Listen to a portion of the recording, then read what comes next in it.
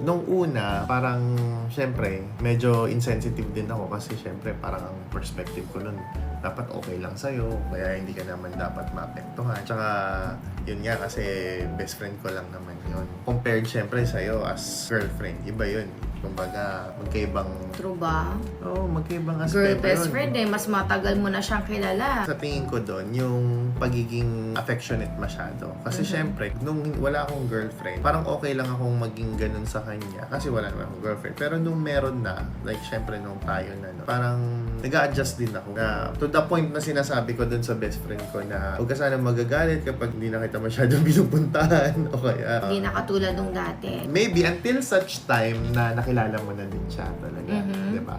Kasi nung hindi mo pa siya kilala, magkakaroon ka ng insecurities nun eh. Tsaka parang hindi kita binibigyan ng assurance. Parang nandun muna yung responsibility ko na kailangan ako muna yung mag-adjust. Pag nakilala mo na siya, tapos alam mo na malinis naman ang namin, yung relationship namin, walang mali siya, di ba? Yun. Pagkahaluan kasi ng mali siya, pag best friend lang. So sa tingin ko, kung may malawak ka lang na pangunawa, so kung halimbawa, napangungunahan kayo nung ganong parang perspective na hindi naman siya dapat magselos, ganyan. Ano lang yan, may timing lang. Parang sa umpisa, syempre mag-adjust ka muna. Malay mo, it will turn out magiging close yung best friend mo at saka yung asawa mo, di ba? Pero kailangan talaga may limitation in terms of sa mga bagay-bagay. Like, yung pagiging touchy, ganyan. Dapat, mag-a-adjust ka na sa ganon.